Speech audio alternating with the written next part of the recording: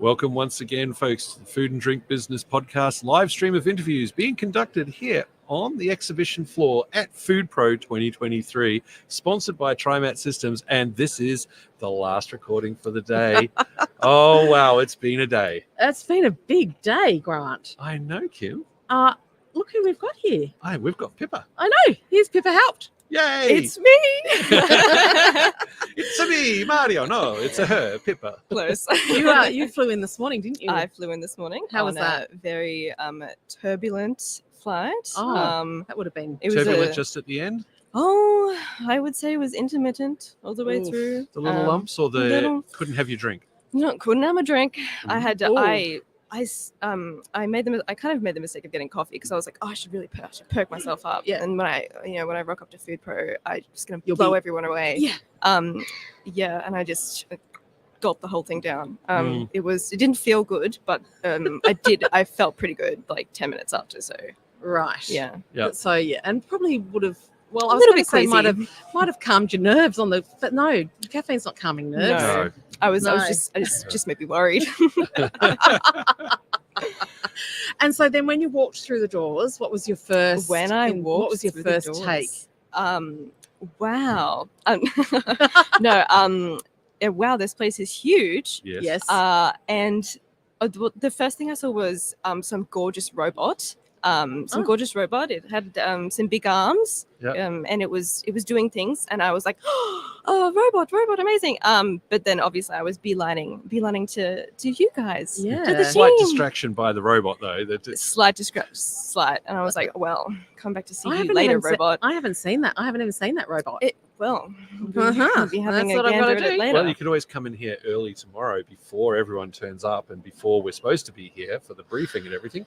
True. And look around and have that moment and enjoy the robot presence. But I bet the robot won't be doing anything. I don't know, but you can enjoy the fact that our robot overlords have not yet taken over. Robot overlords. Give thanks. Oh God. Hey, you went to the alternative proteins presentation. I did. Was it good? Because I would have. We were here power podcasting. You were. I arrived. You were power podcasting so hard that there were like flames coming out of your heads. And I literally just sort of went. It was so funny. Yeah. Go that thing. And she's going. Yeah. Pippa was trying to say hi, settle in, but no. I was on a mission. I was ready to work. I was on a mission. Oh, anyway. good, because the whip was coming out to come Ciao. on. So what did what did you take from it? Well, it was a really nice little panel discussion about basically what's next, particularly, well, obviously for our Australian industry, for alternative proteins. And it was a nice little outlook and some good framing, kind of looking forward to 2030. So it's like, well, what's it going to look like in 2030? One of the main things that I took from it was just how Australia is actually just adopting alternative proteins. How, as products are becoming available, we're just really just starting to factor them in ourselves, particularly consumers. And one of the great things, one of the snippets that I took from it was that as consumers, something we can do that's really simple is if we have like 1 or 2 plant-based meals a week. Yeah. So like, I don't know, plant-based spaghetti bolognese, like with the plant-based meat instead of actual meat. So if you're taking that kind of beef out of your diet and supplementing it with the alternative proteins product, then you're doing more for the environment as a consumer than you would like by owning an electric car. Yeah.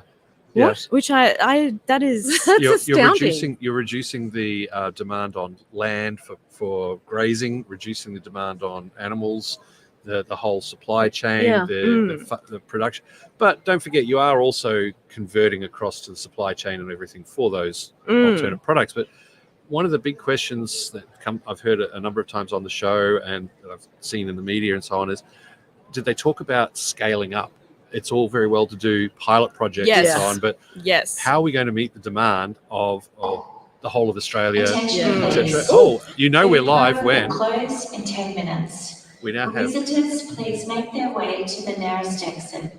Thank There you you for go. visiting. We're getting The kicked show out. will reopen tomorrow at 10 a.m. Visitors, you now They- have 10 minutes to get to minimum safe distance. They run a tight ship here. Yeah. But yes, they did. That was another one of the big talking points. It's like, well, like we can't keep feeding the world on beef, and so we've got to start scaling this up. We've got to start making alternative proteins. Yeah. Because we can't keep I doing think the that. challenge though is just how Yeah, well, as on a previous episode, the we all gentleman know you had that on, they have to scale. and he was talking about literally scaling, and they can't get the lattice when they're growing alternate meats. That's and all right. that. Yes, you can't and it do would it. You collapse. can't just make a bigger vat for some. For some things won't scale that way. But also, you've then got the whole situation of just how much of land space are you doing if you're doing it plants. But then again, if you're doing it in a reactor, as in fermentation, as we had an earlier discussion, then you don't have to be outside. You could build them in a desert and just use solar power from the desert to run the whole thing, and just have huge vats everywhere and big tanks and turn land that can't be used. But it's having the funds, having the ability, and also having the system that will scale. So did they have any indications of how that scaling is going?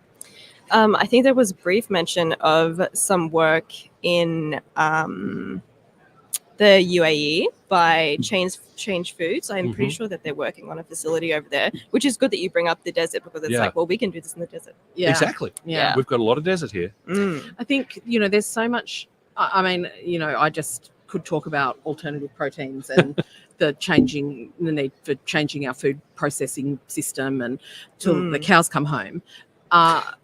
And I think one of the things that is actually most important at the moment is that people remain open-minded and actually responsive to ideas and discussion, rather than going, you're going to grow that in a vat, or you're going to make that like that, or it's still a process. But actually, sort of go, okay, so this is where we're starting, because you can't. We can't do this binary sort of that's bad, that's good, that's don't do that. Yeah. And I think so it's really, I think it's a really interesting, it's just such it's such an interesting part of what our whole sector is going through at the moment. Fast growing, very fast growing, Yeah. and huge projected growth. So, and what you were saying before about Australia, Australian consumers are actually known for being quite willing to experiment and try new things and try and of course the challenge then becomes, how do we make them come back and keep buying it? Taste, texture, price point. But again, we're seeing that the market is shifting. It's not the demographics in both the electorate and in the market. The millennials and Gen Z are becoming the driving force. That's right. The boomers are on their way to a hopefully quiet retirement and enjoy what they've done. As an early Gen Xer, I am becoming apparently the new boomers. That's just not I know, okay. right? Just so you can't say that. I'm going to be a new Stop it. boomer, yeah. But I've got a new boomer. I know. Oh no, this has got to stop it now. But this is what's happening, and the millennials and the Zs are taking over, and the alphas and everyone coming after. So thus the interest, because I've got to say, my generation grew up on beef, grew up on chicken. Yeah. This alternate protein, okay, we give it a try, and we're not like, oh no, but I think I think a fair few are Yeah, I know, they are. But there are now more Gen Xers than boomers. Yes, and there's the last census. But there's more millennials. Yeah, I know, right? But it's the millennials and the Zs who are the dominant force in the market. Yes. That's the change. Can I give you a little, like, the thing that I've been pondering in my downtime? While on the plane.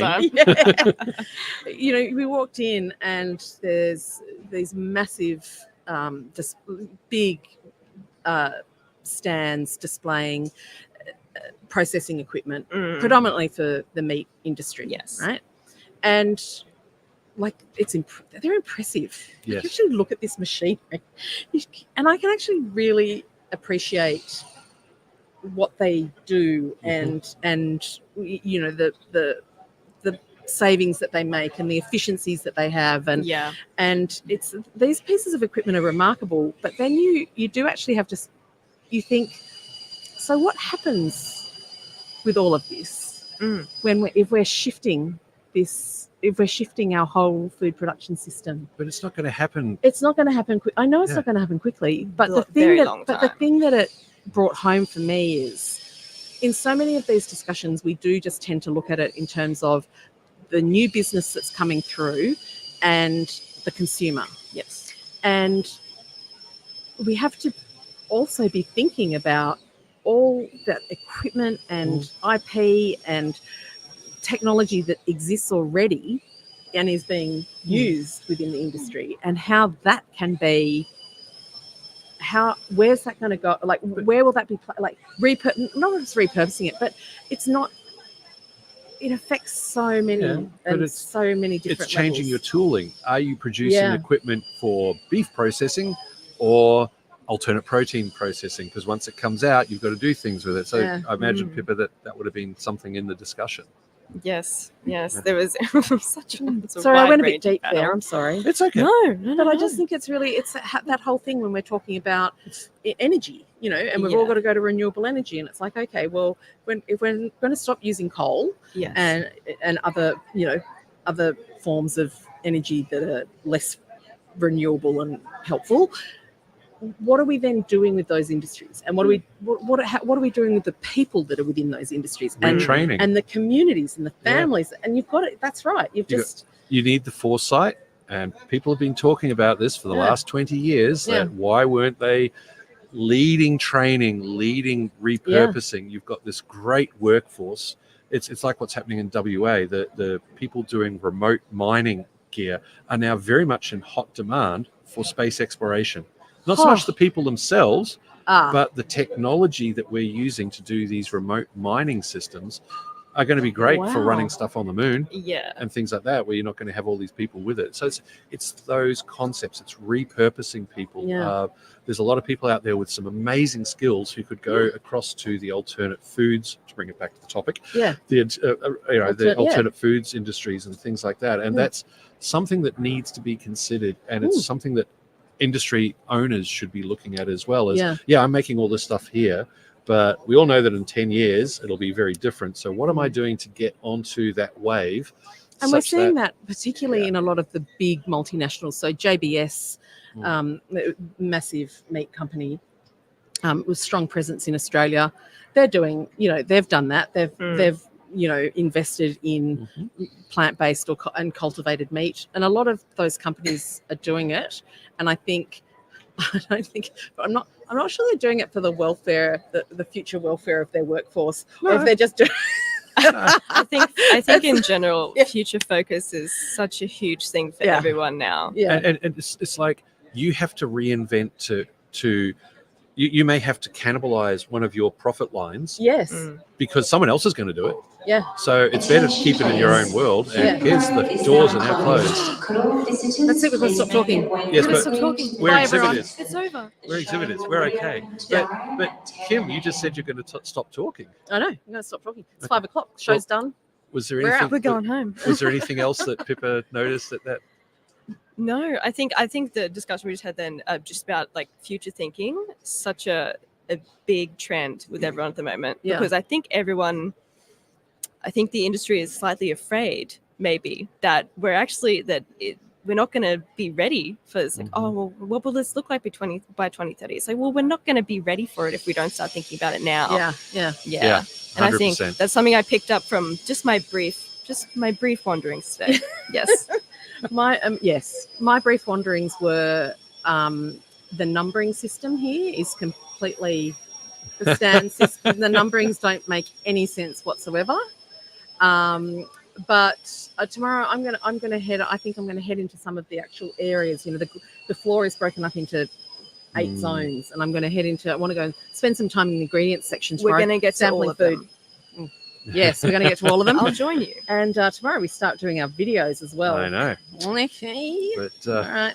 Well, I'm glad the two of you got to go out and look at things. I've been chained to the desk the whole day. So. Listen, there's no rest for the wicked. I know, or the insane. And those of us who are wickedly insane bring you this show. So I couldn't have said it better.